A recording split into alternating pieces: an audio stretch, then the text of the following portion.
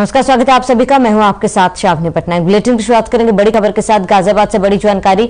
नगर निकायों का कार्यकाल पूरा हो चुका है। बड़ी जानकारी आपको बता रहे हैं। अब प्रशासक संभालेंगे व्यवस्था। बड़ी जानकारी, 3 सदस्यीय कमेटी करेगी प्रशासक के रूप में काम। जिले की सभी निकायों में प्रशासक नियुक्त। बड़ी जानकारी, अहम खबर। ऋतु सुहास, विनय कुमार, शालवी अग्रवाल बने प्रशासक। संतोष राय, निखिल चक्रवर्ती भी बने प्रशासक। बड़ी जानकारी आपको बता रहे हैं।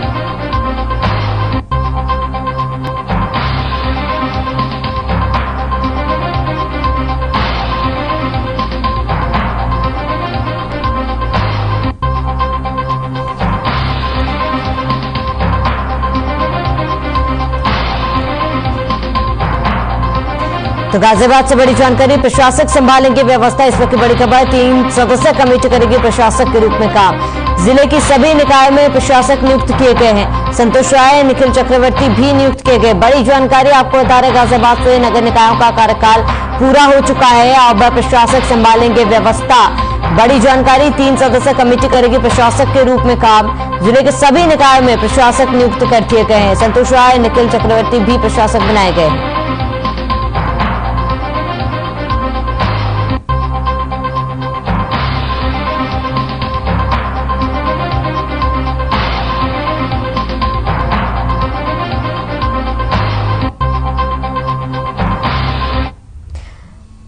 तो लखनऊ से बड़ी जानकारी, अखिलेश यादव का विरोध क्या क्या है। बड़ी जानकारी बता दें, अखिलेश के कपड़ों को लेकर विरोध जताया गया।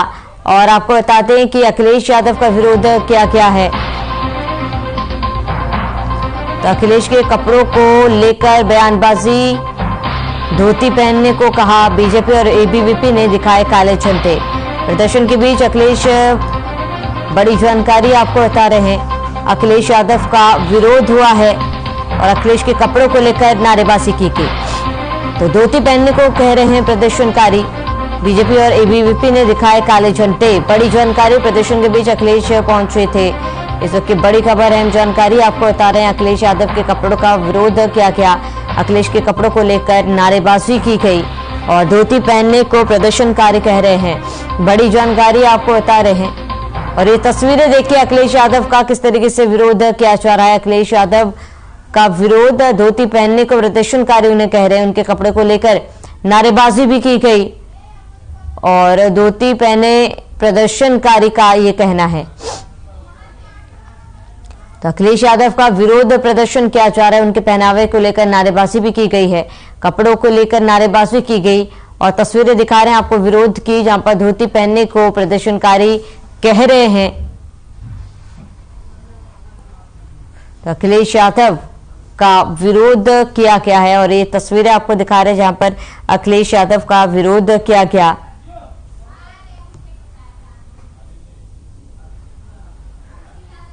तो अखिलेश यादव का विरोध,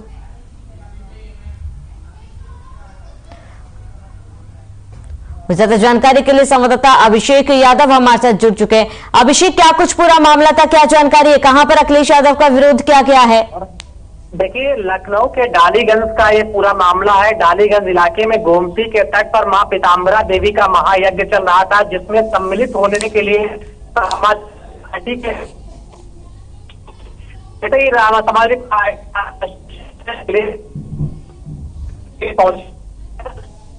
मौजूद भारतीय जनता पार्टी के लोग अखिलेश को काले झंडे दिखाए। काले झंडे दिखाने के बाद समाजवादी पार्टी के खिलाफ हल्ला बोल किया, नारेबाजी की और अखिलेश को वापस जाओ के नारे वहां पर लगाए। इस दौरान काफी विरोध अखिलेश यादव का किया गया। वहीं मौके पर मौजूद पुलिस बल ने जो प्रदर्शनकारी थे उनको वहां हटाया। हटाने के बाद तब जाकर के अखिलेश यादव उस कार्यक्रम में सम्मिलित हो सके। इसके बाद मीडिया से मुखातिब होते हुए अखिलेश यादव ने बताया कि मां पीताम्बरा देवी के वो महायज्ञ में सम्मिलित होने के लिए आए थे। इस दौरान उनका जो बीजेपी के लोगों ने विरोध किया। अखिलेश यादव ने लगातार कार्यक्रम से निकलने के बाद जो भारतीय जनता पार्टी की सरकार है उत्तर प्रदेश में, ऊपर कहीं न कहीं निशाना साधा है।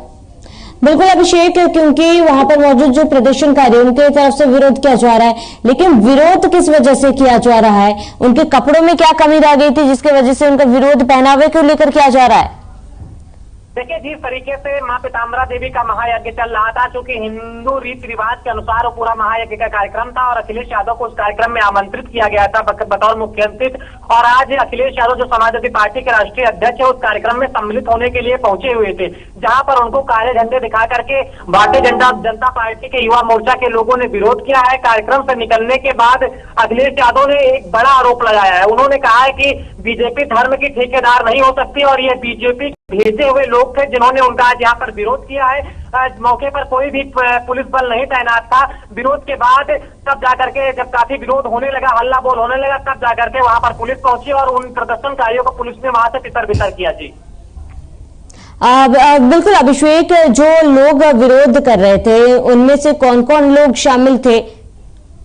देखिए भारतीय जनता पार्टी के युवा मोर्चे के ये लोग थे जो वहां पर आज काला कपड़ा दिखा करके अखिलेश यादव का जिन्होंने विरोध किया और हल्ला बोल किया। उनका साफ तौर पर जिस तरीके से ये मुख्य अतिथि के रूप में मां पीताम्बरा देवी के महायज्ञ में अखिलेश यादव शामिल होने के लिए गए थे, जैसे कार्यक्रम में पहुंचते वहां पर पहले से मौजूद जो भारतीय जनता पार्टी के युवा मोर्चे के लोग बताए जा रहे हैं, वो काला झंडा दिखा करके विरोध करने लगते हैं, हल्ला बोल करने लगते हैं। तभी वहां आसपास जो भी सुरक्षा रहती है और जो भी जवान तैनात रहते हैं वो मौके पर आते हैं, मोर्चा संभाल जो भी प्रदर्शनकारी थे उनको तितर बितर करते, तब जाकर के जो अखिलेश यादव समाजवादी पार्टी के राष्ट्रीय अध्यक्ष है वो बतौर कार्यक्रम में शामिल हो पाते। कार्यक्रम से निकलने के बाद उन्होंने बीजेपी पर तीखा हमला किया और बोला कि ये जो लोग थे, जो प्रदर्शनकारी थे, बीजेपी के भेजे हुए लोग थे। बीजेपी नहीं चाहती है कि वह किसी भी कार्यक्रम में शामिल हो। बिल्कुल अभिषेक, एक बड़ा सवाल ये भी, क्योंकि देखिए अखिलेश यादव को मुख्य अतिथि के तौर पर बुलाया गया, क्या उन्हें इस बात की जानकारी थी या फिर बताया गया हो कि मंदिर में किस तरीके के कपड़े पहने या फिर केवल धोती कुर्ता ही पहन के आना है? अगर बताया गया था तो उसके बावजूद, और अगर नहीं तो विरोध किस बात का? देखिए जो बड़ा सवाल है कि जब कोई भी किसी भी कार्यक्रम में आमंत्रित होने के लिए जाता तो वहां पर उसके वो किस पहनावे में जाएगा, किस वेशभूषा में जाएगा, या सुनिश्चित नहीं किया जाता है। लेकिन जो ये आज विरोध हुआ है, भारतीय जनता पार्टी के युवा मोर्चे के जो लोग हैं जिन्होंने विरोध किया है, बताया जा रहा है कि ये सभी लोग पहले से वहां पर मौजूद थे। इन्होंने काला कपड़ा दिखा करके हल्ला बोल किया। इनका विरोध करने का मकसद क्या था, ये तो अभी खैर जांच का विषय है। मौके पर जांच पड़ताल चल रही, क्यों किया गया इन्होंने विरोध, आखिर क्यों काला कपड़ा दिखाया अखिलेश यादव के पहुंचने पर। लेकिन जो अखिलेश ने बड़ा सवाल खड़ा किया है सरकार पर, वो बड़ा सवाल ये खड़ा किया है कि वह परिक्रमा और आशीर्वाद लेने के लिए वहां पर महायज्ञ में पहुंचे हुए थे, तभी वहां पर पहले से मौजूद भाजपा के लोगों ने उनका विरोध किया, काला कपड़ा दिखाया गया। इसके साथ ही अखिलेश ने यह भी आरोप लगाया है कि बीजेपी जो आरएसएस के बिना कुछ नहीं कर सकते। ये जो लोग थे उसमें आरएसएस और बीजेपी के लोग सम्मिलित थे जिन्होंने आज उनका यहाँ पर विरोध किया और काला कपड़ा दिखाया। इसके साथ एक बड़ा जो आरोप है वो ये लगाया है अखिलेश यादव ने कि जिन्होंने अखिलेश यादव को उस कार्यक्रम में बतौर मुख्य अतिथि आमंत्रित किया गया था, जो भारतीय जनता पार्टी के लोग हैं, उन्हें भी कहीं ना कहीं डरा धमका रहे थे। ये एक बड़ा आरोप है। आमंत्रितकर्ता को भी वहां पर डराया और धमकाया गया है। जी ठीक है अभिषेक, तमाम जानकारी के लिए आपका बहुत बहुत शुक्रिया।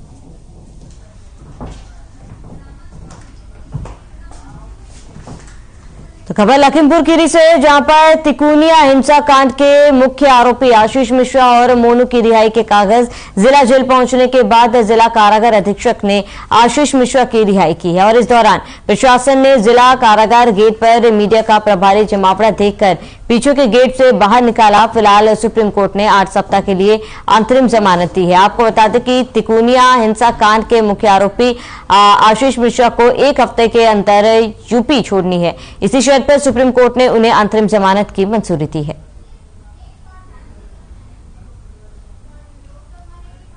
तो लखीमपुर खीरी में आशीष मिश्रा को अंतरिम जमानत मिली। 8 हफ्तों के लिए अंतरिम जमानत है, 1 हफ्ते के अंदर यूपी छोड़ेंगे और अंतरिम जमानत उनको मिली है। 8 हफ्तों के लिए उन्हें अंतरिम जमानत दी गई है। तो 1 हफ्ते के अंदर यूपी छोड़ेंगे आशीष मिश्रा और आशीष मिश्रा को अंतरिम जमानत मिली है।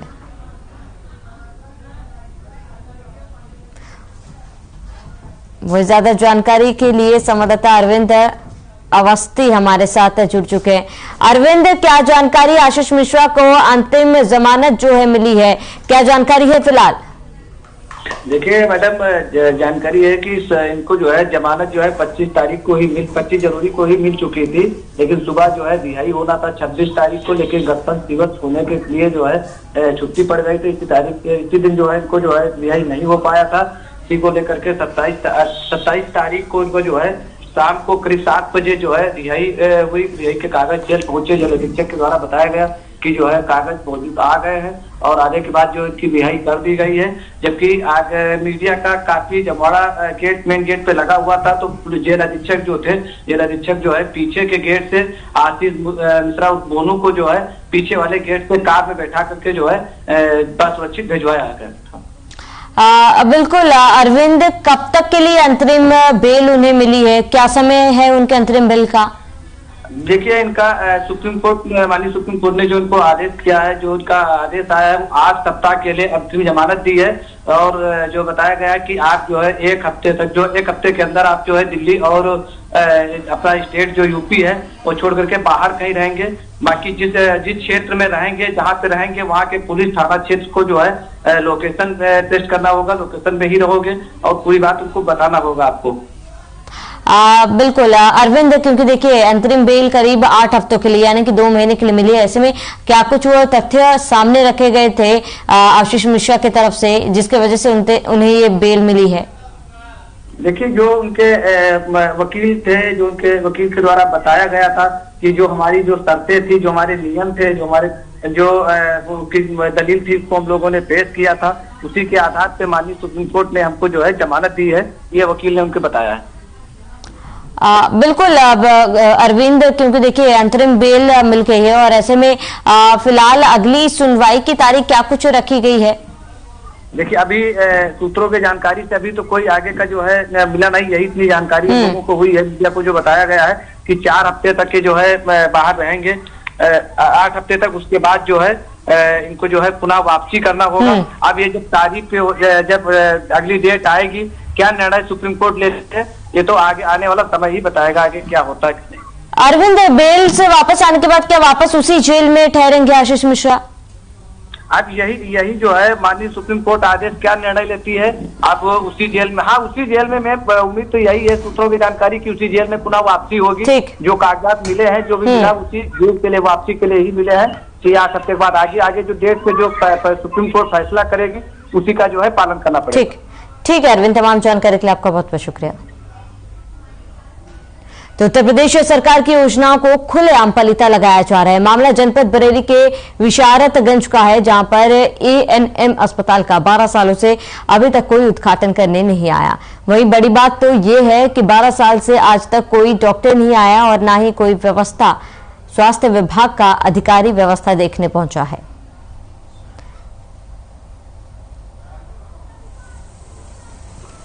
सर, ये ANM हाउस हमारे यहाँ 12 साल हो के, इसको 13 साल लग गया, लेकिन अभी तक ये शुरू नहीं हुआ है। ये हमारे नागरिक हैं विशारतगंज में, बिल्कुल इसके सामने इनका मकान है।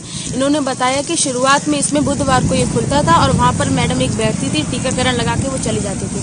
जब उनका ट्रांसफर हुआ तो ये पूरा अस्पताल बिल्कुल बंद हो गया और तब से लेके आज तक इसमें कोई भी कार्रवाई अभी तक नहीं हुई। आप जैसे देख रहे हैं यहाँ पर बिल्कुल पूरी तरह से स्थिति बिगड़ी हुई है और यहाँ पर ये जुआरियों और सटोरियों का अड्डा है समझो।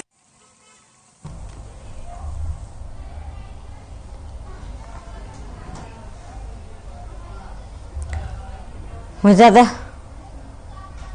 जानकारी के लिए रुपेंद्र कुमार संवाददाता हमारे साथ जुड़ चुके हैं। रुपेंद्र, क्या जानकारी है, क्योंकि 12 साल हो चुके हैं लेकिन अभी तक अस्पताल का उद्घाटन नहीं हुआ? जी देखिए, बताना चाहूंगा, स्वास्थ्य विभाग इतना भ्रष्ट हो चुका है कि इन पे जो 12 साल से अस्पताल तो बना दिया, सरकार का पैसा है तो अस्पताल तो इन्होंने बना दिया।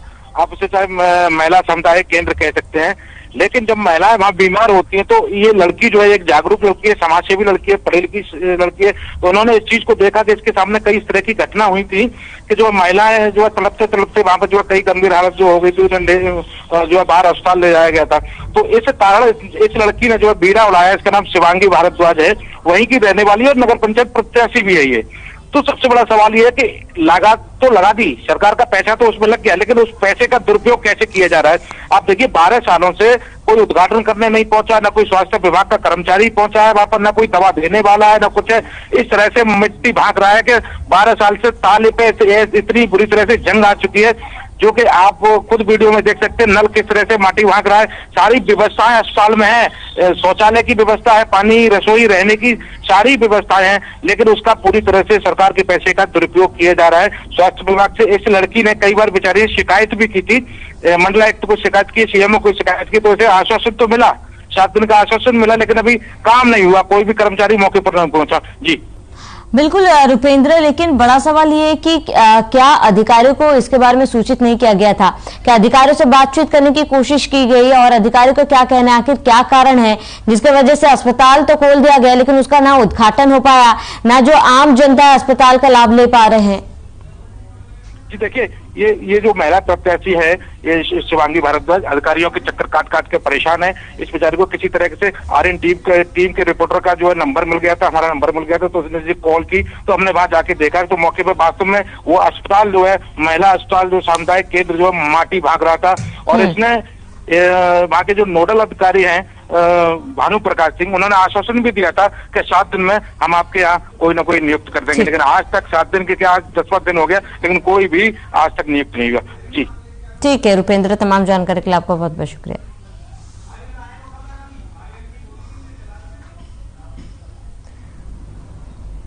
चलिए यहाँ रुकेंगे एक छोटे से ब्रेक के लिए, जल्द हाजिर होंगे।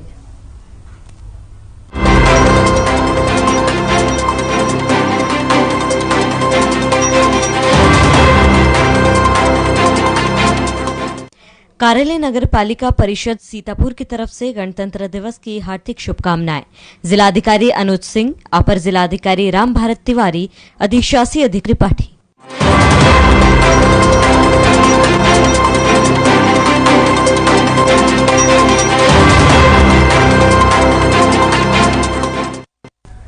ब्रेक के बाद स्वागत है आप सभी का। खबरों में आगे बढ़ते, समाजवादी पार्टी के नेता स्वामी प्रसाद मौर्य के रामचरितमानस को लेकर दिए गए बयान पर जबरदस्त घमासान देखने को मिल रहा है। बताते कि उन्होंने बयान दिया था कि रामचरितमानस में दलितों और महिलाओं का अपमान किया जा रहा है। साथ ही उन्होंने कहा कि तुलसीदास ने ग्रंथ को अपनी खुशी के लिए लिखा था, करोड़ों लोग इसे नहीं पढ़ते। साथ ही इस ग्रंथ को बकवास बताते हुए उन्होंने कहा कि सरकार को इस पर प्रतिबंध लगा देना चाहिए। स्वामी प्रसाद मौर्य को इस बयान को लेकर घमासान छिड़ गया है। हिंदू धर्मगुरु से लेकर तक सभी उनके बयान पर तीखी तंज कस रहे हैं।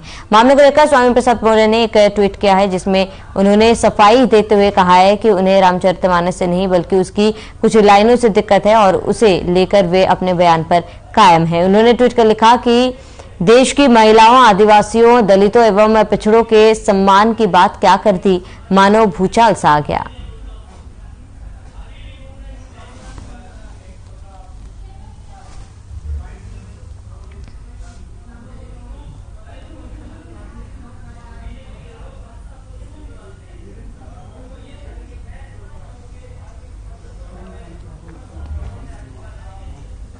तो हिंदू राष्ट्र का मुद्दा उठाने के बाद बागेश्वर धाम के पंडित धीरेन्द्र शास्त्री जल्द ही प्रदेश के मुख्यमंत्री योगी आदित्यनाथ से मुलाकात करेंगे। धीरेन्द्र शास्त्री लखनऊ आकर सीएम योगी से मुलाकात करेंगे। अगले 2 से 3 दिनों के बीच दोनों की मुलाकात तो हो सकती है। धीरेन्द्र शास्त्री ने सीएम योगी से मुलाकात के लिए समय भी मांगा। माना जा रहा है कि शनिवार और रविवार को सीएम योगी से मुलाकात का समय मिल सकता है।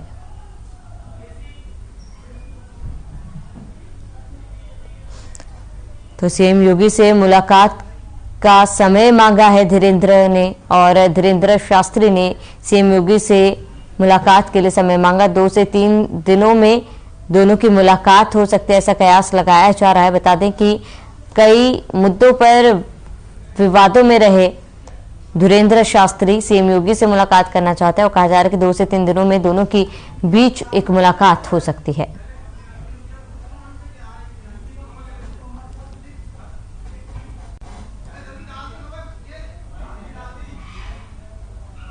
तो सीएम योगी से मिल सकते हैं धीरेन्द्र शास्त्री और 2 से 3 दिनों में मुलाकात हो सकती है और सीएम योगी से मुलाकात कर समय मांगा है धीरेन्द्र शास्त्री ने। तो प्रदेश सरकार द्वारा व्यापार और रोजगार में बढ़ोतरी के लिए आयोजित इन्वेस्टर समिट में महोबा के उद्यमी और निवेशकों में खासा उत्साह देखने को मिला, जहां बड़ी संख्या में यहां के उद्यमी जिला स्तरीय इन्वेस्टर समिट में शामिल हुए। लक्ष्य के सापेक्ष कई गुना इन्वेस्ट होने की संभावना नजर आई। यही नहीं, पूर्व सांसद ने हेरिटेज होटल के माध्यम से 50 करोड़ निवेश सहित 65 इन्वेस्टर्स कार्यक्रम में शामिल हुए, जिनमें 28 उद्यमियों ने MOU भी साइन किया।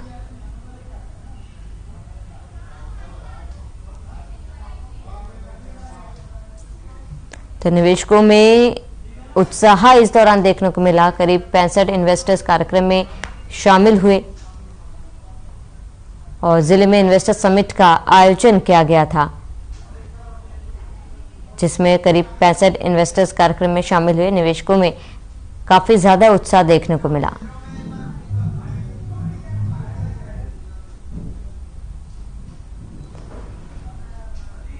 तो जिलों में निवेशकों को लेकर समिट का आयोजन किया गया था, जिसमें करीब 65 इन्वेस्टर्स कार्यक्रम में शामिल हुए और जिले में इन्वेस्टर्स समिट का आयोजन हुआ है। निवेशकों में देखने को मिला है उत्साह। 65 इन्वेस्टर्स कार्यक्रम में शामिल हुए।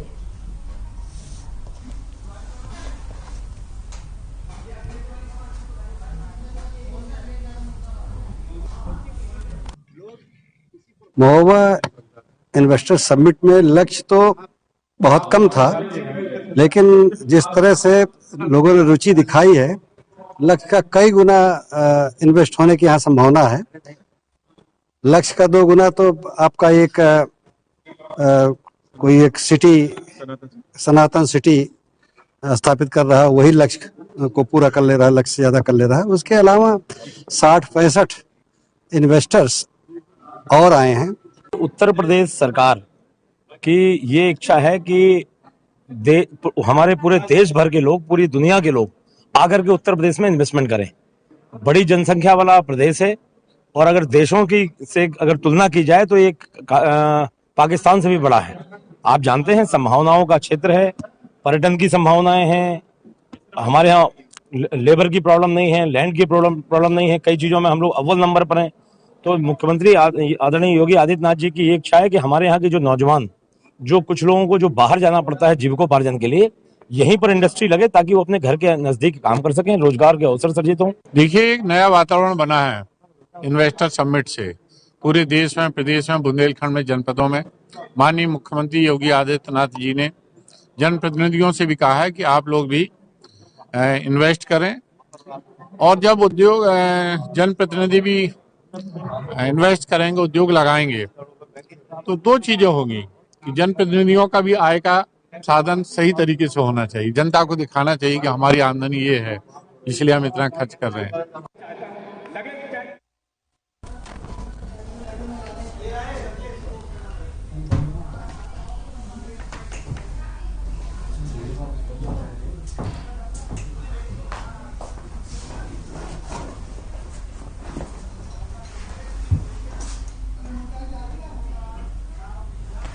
महोबा में ऐतिहासिक दंगल का आयोजन हुआ, जिसमें क्षेत्रीय पहलवानों के अलावा अन्य प्रदेशों के पहलवानों ने भी कुश्ती प्रतियोगिता में भाग लिया था। 2 दिवसीय दंगल का शुभारंभ अपर जिला अधिकारी नमामि गंगे जुबैर बैग के फीता काटकर किया है। दंगल का मुख्य आकर्षण महिला पहलवानों की कुश्ती रही। इस मौके पर एडीएम जुबैर बैग ने जिलाधिकारी मनोज कुमार का संदेश बताते हुए दंगल में मौजूद ग्रामीणों से गुटखा छोड़ने की भी अपील की है।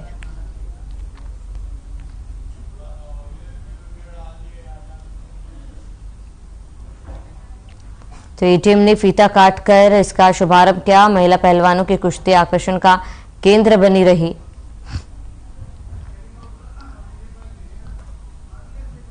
तो ऐतिहासिक दंगल का आयोजन किया गया था, जिसमें एटीएम ने फीता काटकर इस दंगल का शुभारंभ किया। इस दौरान महिला पहलवानों की कुश्ती जो है आकर्षण का केंद्र बनी रही।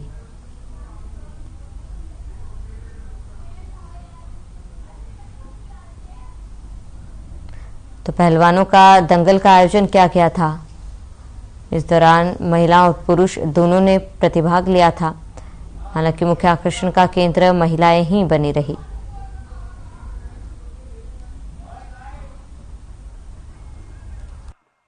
आज यहाँ जैतपुर में मेला ग्राउंड में कुश्ती प्रतियोगिता का आयोजन किया गया है, जिसमें सभी लोग यहाँ पर उपस्थित हैं और कई क्षेत्र के, प्रदेश के कई जिलों के पहलवान लोग आए हैं, जो एक अच्छी प्रतियोगिता का यहाँ पर आयोजन किया जा रहा है। इन लोगों के लिए संदेश है कि ये लोग लगातार अपने आप को निखारें, जिससे प्रदेश का, अपने जिले का, देश का नाम रोशन करें। और हम यही चाहेंगे कि ये लोग अंतर्राष्ट्रीय स्तर पर भी खेलें, सभी पहलवान अच्छा काम करें।